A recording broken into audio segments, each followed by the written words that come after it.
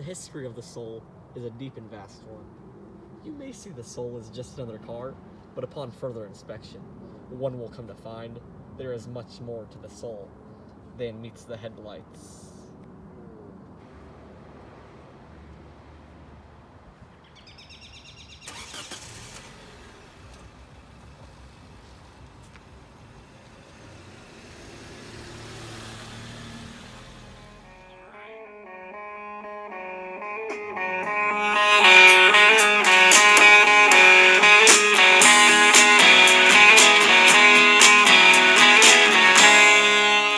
We passed upon the stair, spoken wasn't well, although I wasn't there. I said I was his friend. Just a few weeks ago, we were just like you, unknowing of the souls and the diverse society within. But we have been fortunate enough to have had our eyes opened to the world of souls, thanks to our dear friend Nick. So right now we're just gonna have you introduce yourself to the camera and then we'll get started with our interviews. Is that alright with you? That's all right with me. You good? Alright, here we have Nick, a soul we've recently got in contact with, and he's just gonna be showing us around life as a soul, so go ahead and introduce yourself, Nick. Hey, my name's Nick, and I'm just an average soul from Vancouver, Washington. I'm a 2010 model. I'm getting married to my beautiful girlfriend Becky in 2 months. Alright, well thank you, Nick. I'm looking forward to the next few weeks we're gonna work together. During our time filming this, the crew and Nick really started to get along pretty well. Did you stand there all alone? Oh, I cannot explain what's going down. I can see you standing next to me, in and out, somewhere else right now. Do you still feel prejudice is existent in today's society? Absolutely yes. Things may be better than what they were in the past, but oppression and subconscious racism still is present, and I can't really see that disappearing soon. That's a pretty gloom outlook, Nick. I mean, don't you think there's any hope for the soul society? I do not see the disintegration of all oppression as a possibility. We can make steps to becoming a better, more welcoming society, but there will always be souls not willing to stand against their past. How do you feel about those who wish to strictly live amongst their own color? I don't have negative emotions towards those who do it out of tradition. They are not part of the problem, but also are certainly doing nothing to help. But those who do it in resentment of others truly disgust me to the core. Thank you. We're on our way to go visit Nick's good friend Kevin to ask him a few questions.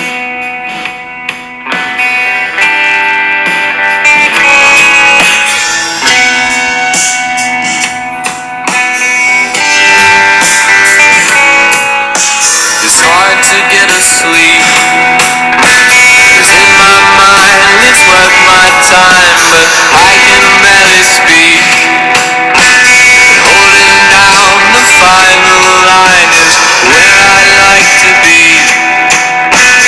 No one ever caught you by surprise.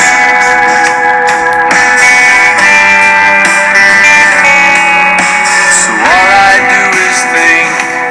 I lock myself away for days. It puts Do me you think souls should be unified as one culture, or should we celebrate diversity?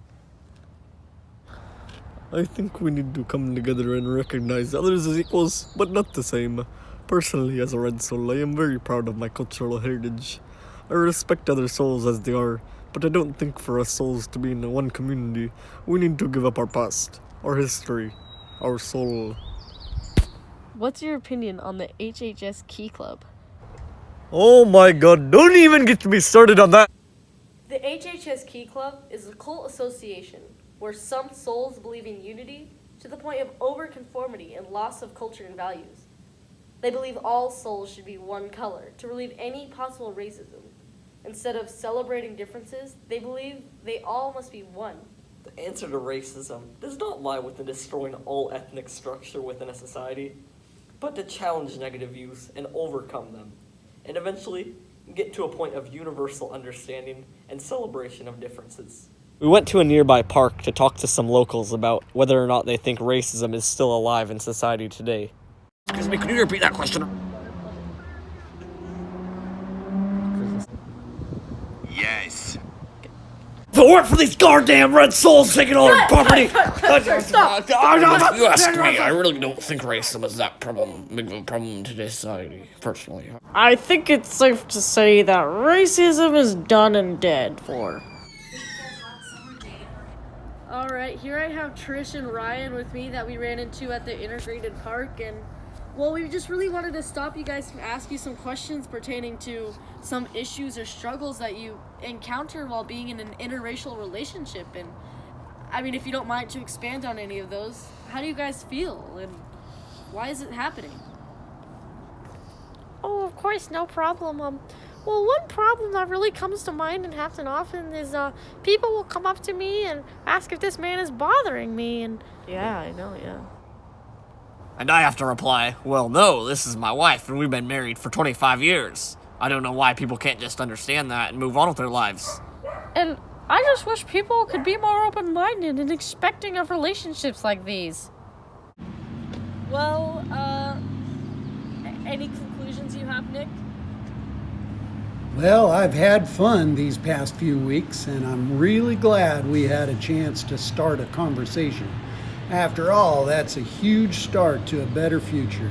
So thanks for this opportunity. Alright. Thanks, Nick. We'll keep in touch. The work we've done with Nick may have been brief, and may not even have begun to cover all the injustice happening in the soul community. But we can conclude that racism stems from ignorance, and even those living in the society have become blind to the racism. They have become numb. They even let that world become the norm, and therefore made it difficult for change to happen. But when we acknowledge the problem and the need to fix it, it's a step towards the right direction.